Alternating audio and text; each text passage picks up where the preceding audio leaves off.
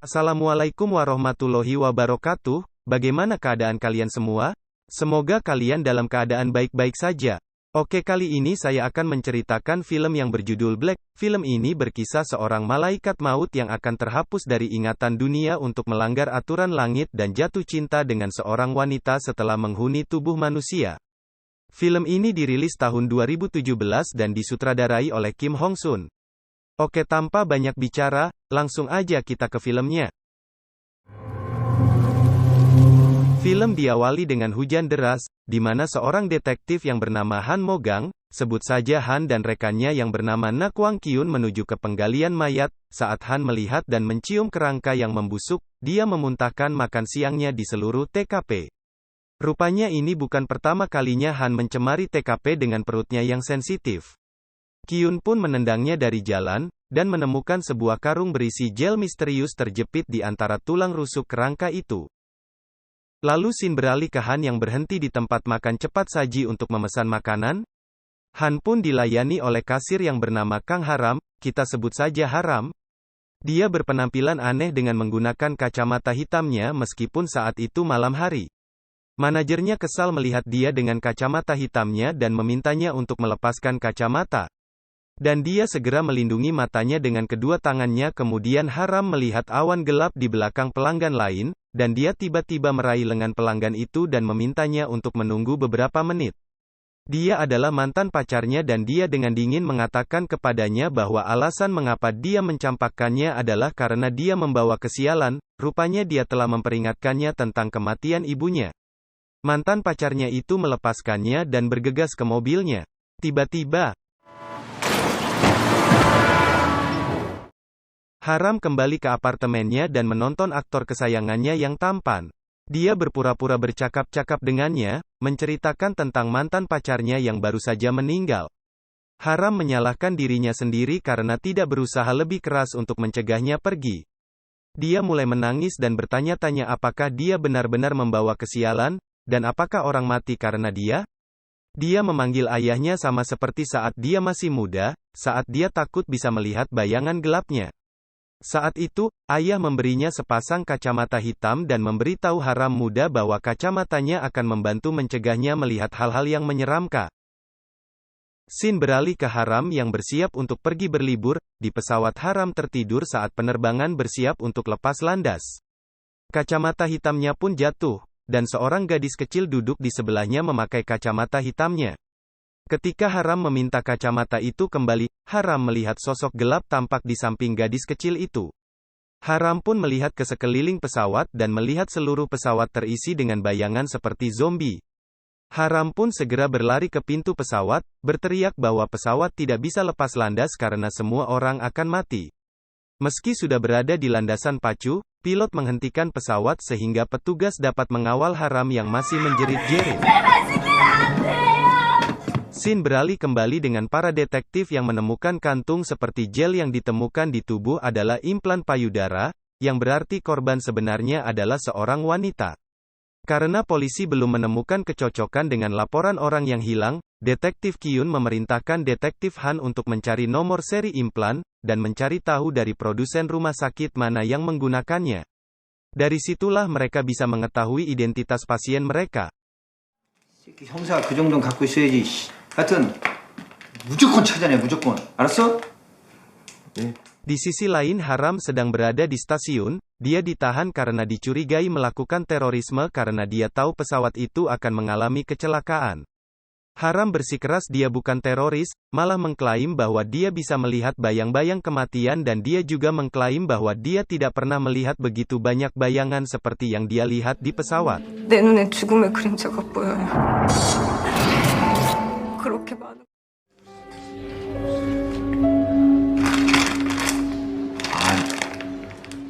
Scene beralih ke Detektif Han yang melihat kacamata hitam Haram yang rusak untuk diperbaiki kembali dan memberikan kembali padanya, lalu bertanya, mengapa dia selalu menutupi matanya yang indah? Kalimat itu mengingatkan Haram tentang seorang anak laki-laki dari masa sekolahnya yang mengatakan hal yang persis sama. 예쁘다. 근데 걔 예쁜 눈을 왜 자꾸 가리고 다녀? Detektif Han dengan canggung mengakui bahwa dia mendengar ceritanya tentang bayang-bayang kematian. Haram pun mengatakan kepada Detektif Han dengan menggunakan kacamata hitam dia bisa menghalang dari penglihatan bayangan hitam, jika dia menyentuh bayangan dia akan melihat bagaimana seseorang meninggal. Begitulah dia tahu mantan pacarnya akan ditabrak truk, dan mengapa dia sangat ingin mencoba dan menyuruhnya menunggu beberapa menit sampai truk tersebut lewat. Lalu scene beralih di pagi hari, dipastikannya alasan pesawat jatuh karena kegagalan teknis dan bukan aksi teroris, jadi Haram dilepas. 소행이 아닌 기체 결함에 의한 것으로 밝혀졌습니다. 항공사와 수사당국은 여객기의 블랙박스와 폭발 잔여물 분석을 Haram meninggalkan kantor polisi tepat saat Detektif Han tiba untuk bekerja, dan dia senang karena semuanya telah selesai baginya. Haram pun langsung masuk ke mobil dan menyuruh mengantarnya pulang, mengabaikan protesnya yang lemah yang baru saja dia dapatkan di sana. 나 좀 집에 내려다 주고 가요. 아니요, 저 지금 Saat Detektif Han menyetir, mereka melewati seorang pria yang berdiri di tepi jembatan dikelilingi oleh polisi dan penonton. Menurut Han, pria itu mengancam untuk melompat adalah aksi biasa baginya, tapi dia tidak pernah benar-benar melakukannya. Haram melihat bayangan di belakangnya dan mengatakan pada Detektif Han bahwa pria itu akan melompat kali ini, tapi Detektif Han hanya menertawakannya. Dan Haram menggerutu mengatakan kepadanya bahwa dia pikir dia mempercayainya. 저 친구 절대로 자살할 사람 아니에요. 걱정하지 마요. 믿는다더니 개빵 자식. Dalam perjalanan kembali ke stasiun Detektif Han melewati jembatan lagi, dan kali ini pria itu benar-benar jatuh. Han pun mengawasi proses sampai akhir, saat para medis mengambil mayat dari air, ibu pria itu meratap dalam kesedihan melihat tubuh anaknya. Haram benar tentang penglihatannya, dan saat memikirkan kembali ramalannya yang lain akan menjadi kenyataan. Han pun menyadari bahwa Haram benar-benar dapat melihat kematian. 저 사람 죽어요. 그림자가 보여. 그 여자 말이 맞았어. Malam itu seorang Han yang sangat mabuk mengunjungi Haram di rumahnya, menyalahkan dirinya sendiri karena tidak mendengarkan dia sebelumnya sehingga dia bisa menyelamatkan pria itu. Dia mengatakan kepadanya bahwa dia bukan monster terkutuk, tapi sebenarnya memiliki keistimewaan dengan bisa melihat kematian, dia bisa menyelamatkan nyawa orang. Dia mengusulkan agar mereka bekerja sama antara penglihatan dan kemampuannya sebagai detektif, mereka bisa menyelamatkan banyak nyawa. Haram menanggapi dengan membanting pintu di wajahnya. Han terus membuat keributan dengan mabuk, dengan keras memohon agar dia memberikannya kesempatan sekali saja. Haram tidak bisa berhenti memikirkan tawarannya, tapi dia bertanya-tanya bagaimana dia bisa menyelamatkan orang lain padahal dia bahkan tidak bisa menyelamatkan ayahnya sendiri. 하지만 여기 들었죠? 한 번만. 딱 한 번만요. Scene beralih ke Detektif Han yang sedang melacak rumah sakit yang menggunakan implan payudara, dan dia meminta catatan dokter tentang pasien itu dari 20 tahun yang lalu. Ternyata implan payudara adalah bagian dari operasi ganti kelamin, yang menjelaskan mengapa tidak ada hit pada daftar orang hilang. Dokter menunjukkan foto pasien ke Detektif Han dan saat melihat foto itu, Detektif Han sangat shock. Detektif Han pun berbohong kepada Kwang Kyun bahwa mereka mendapatkan nomor seri yang salah, dan kunjungan ke rumah sakit itu tidak berguna, karena ia tampaknya mengenali wanita di foto itu.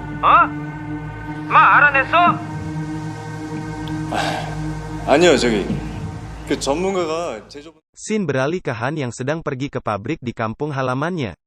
Saat dia berada di ruang kosong dan berdebu dia mengingat 20 tahun yang lalu. Saat itu dia diam-diam melihat wanita itu memukuli seorang siswa SMA wanita dan bertanya di mana kasetnya berada. Han dewasa pun menemukan label nama yang telah jatuh dari seragam siswa bertahun-tahun yang lalu, dan setelah membersihkannya dia membaca nama Kim Seon-yang. Ketika Han melihat catatan sekolah dia menemukan bahwa halaman murid itu telah disobek, juga tidak ada foto seniornya di buku tahunan. Dan dia pun membalik-balik foto itu hingga menemukan foto Kim Seon-yang. Pacar Han yang bernama Suwan adalah seorang ahli bedah di Royal Hospital.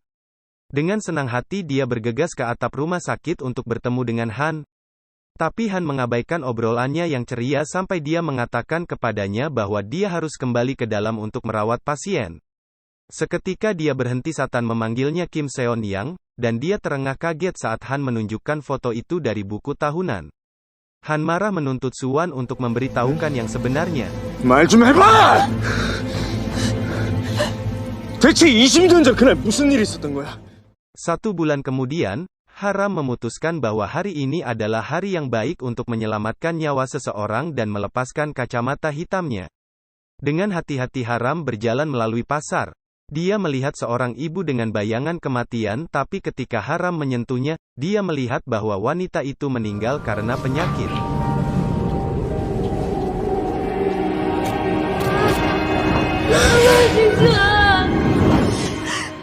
Sin beralih ke Han yang mendapat telepon dari Haram mengatakan kepadanya bahwa dia memutuskan untuk mencari tahu apakah penglihatannya adalah kutukan atau restu. Dia mulai memberitahunya tentang pria yang dia temukan dengan bayang-bayang kematian, tapi Han memotongnya. Han mengatakan bahwa dia sedang mabuk dan dia tidak dalam posisi yang baik untuk membantunya. Dan Haram sekali lagi mengancam hal-hal yang mengerikan pada bola matanya. 두 번 다시 내 눈앞에 띄지 마라. 확 뚜럭병으로 눈깔 뽑아서 담궈를 쳐버리기 전에.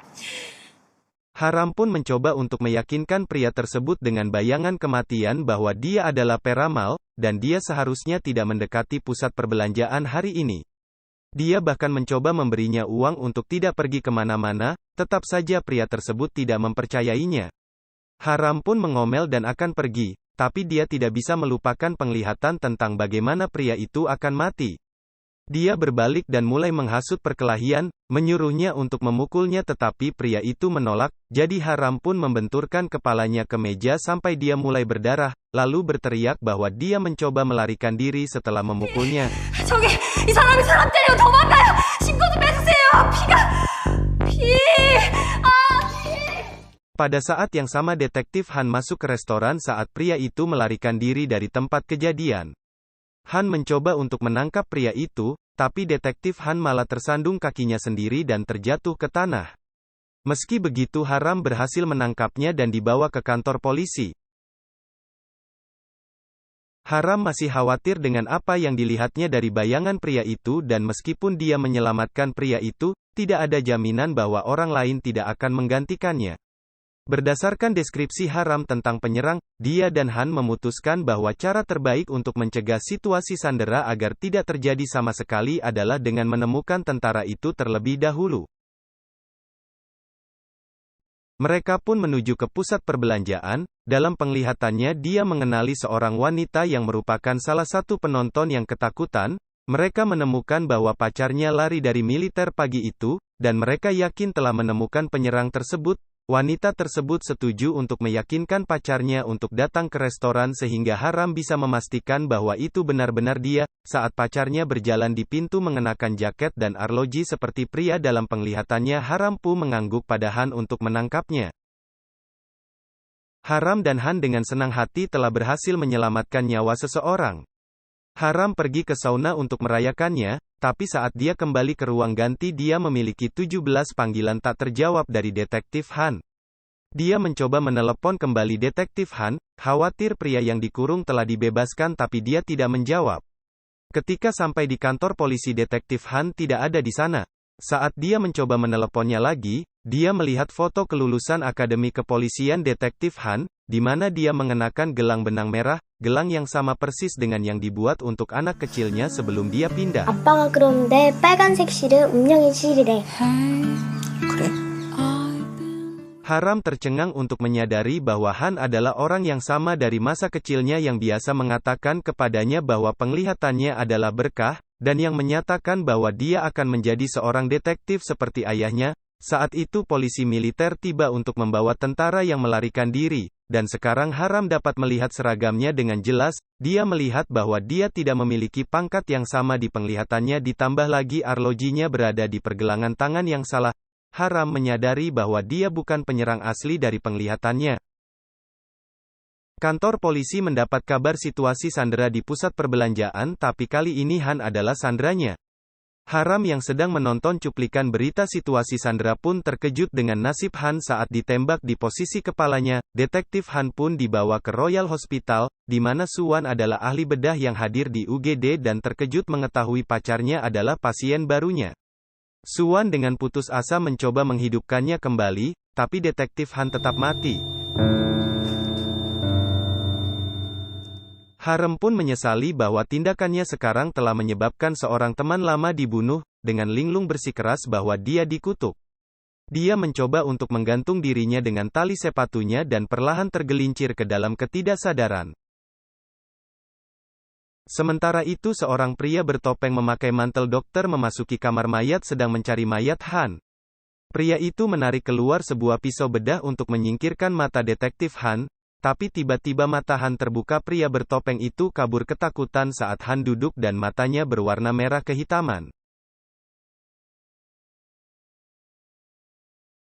Han pun menyeringai bahwa manusia sangat dramatis. Terima kasih sudah menonton film ini sampai selesai. Jika Anda menyukai film ini maka saya akan membuat video episode keduanya. Wassalamualaikum warahmatullahi wabarakatuh.